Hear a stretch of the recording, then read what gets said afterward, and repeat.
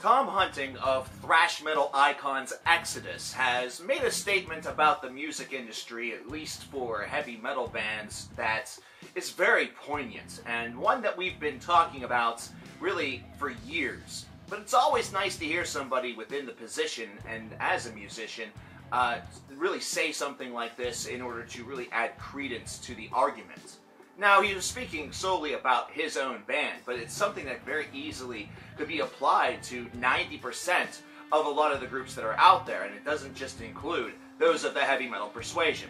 Now, Tom has a long-running history with Exodus. He was there for both eras of the band. The earliest eras in the 1980s, where, as he described, a release day was very much like a hallowed holiday, something where bands would line outside of stores or have to go into the stores to purchase the records and then rip into the plastic. It was very much, as I stated, like a holiday or a very sacred ritual.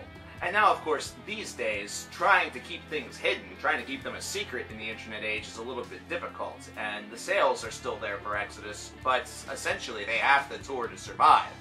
And it's something where also, and this is the big statement that will definitely resonate with a lot of us, that basically, at times, they feel like traveling t-shirt salesmen.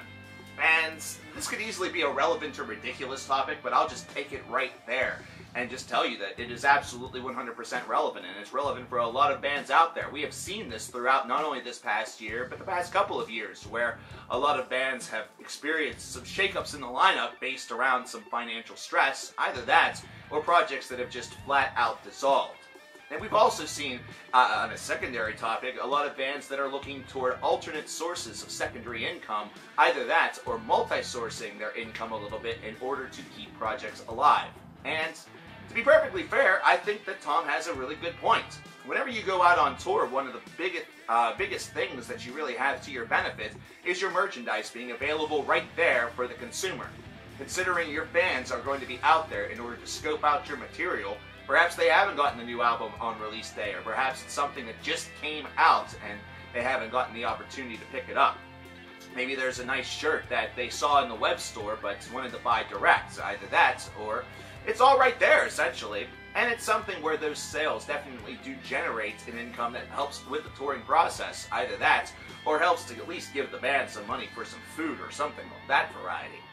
But to say that they are really traveling t-shirt salesmen sounds almost pathetic in a way, which is really more of a snapshot about how the music industry currently is operating within this age. It's something where the whole streaming idea, where 1,500 stream impressions really equals one album sale, feels quite a bit unfair.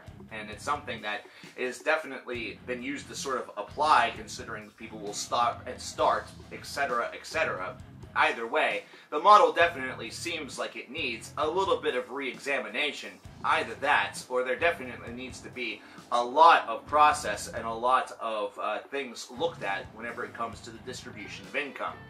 For one thing, it definitely seems like the band is sort of the last remaining line whenever it comes to getting the sales, or at least the piece of the pie from their hard-earned efforts. Now, granted, the record labels and distribution companies that really put this out there to the public are certainly very important, and they definitely need to recoup some of their investments. Not saying that that's something that should be eliminated. However, it definitely seems like there is a bit of a disconnect whenever it comes to that side of the share and the other side of the share.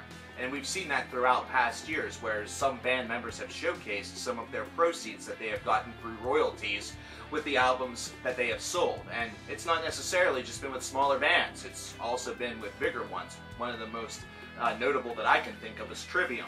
But this is something that also, it really comes to the end user as well. But we are also at a disadvantage as end users, considering every band out there would love for us to purchase the product, purchase the CD, purchase the shirt, purchase, but there's so much that's out there here in 2016. If you take a look at this year, if you really give it a nice little snapshot of all of the great, just solely heavy metal albums that have come out, a top 50 list like we're about to be doing here in a couple of days or a week, really doesn't feel like it's enough in order to really outline just how good of a year that it's been for the genre. However, that's also kind of a nice snapshot that heavy metal has had a lot of keynote releases that have come in 2016. but it also shows that there are just a ton of bands that are out there, and there are multiple bands for multiple individuals, and that in itself has become sort of its own secondary source of income for a lot of musicians.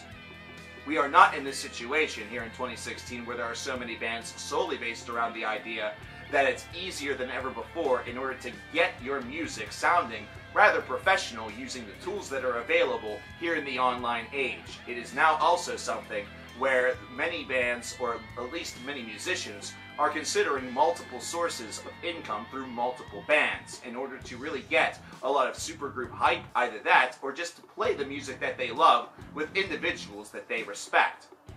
And based around this idea, the end user now has to pick and choose which groups that they want to support, because if they were able to support them all, they would go broke, have to take out second mortgages on their home, go into credit card debt. It would essentially be just as bad as the, student loan crisis that's here in America. We would have metal loans, which would be kind of nice, don't get me wrong. There's a lot of pieces of my collection that are sorely missing. But either way, how is this something that can be quelled? How is this a situation that can be rectified? And the one thing that I can successfully say, sadly, over the past couple of years is that there's been a lot of talk about it, but there doesn't seem to be a lot of progress being made towards some, really good solutions being concocted for this to become not as large of an issue. All in all, this is a business that is certainly still driven by that business idea. There's a lot of upstarts that are out there, whether they be labels or distribution channels, or even just those that are aiming to really have their own little, zine or their own little, mail order service that certainly do help a little bit. But we need something that's a little bit more whole scale. Something that definitely helps both artist and fan really get to share that experience, and definitely provide a little bit of comfort to each. But to say that I know the answer to that is not really something that I can actually do, because I sadly don't. Perhaps it's something that needs to be developed by an upstart businessman that has a hell of a model in mind. Perhaps it's one where they themselves have to take a much smaller profit as opposed to larger chain record stores in order to really push the genre a little bit more heavily and really encourage a lot more in the way of sales. It's something that is sort of delicate, and you would definitely be living on a razor wire unless it really took off. So I want to give the forum to you guys here in the Cover Killer Nation and anybody else who's viewing this.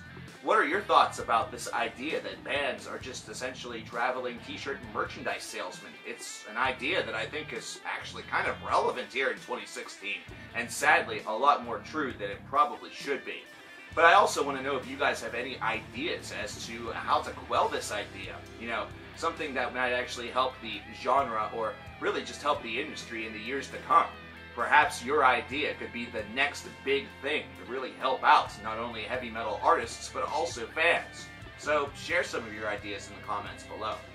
My name is Cover Killer Nation, and it is the Christmas season, and I know not all of you celebrate the holiday, but there's a holiday that's somewhere around here for you, I betcha. Definitely give the gift of metal this year. Help some of these artists out, not only because they need it, but also because you love the stuff. They give you gifts, so give them a gift. I'll talk to you later.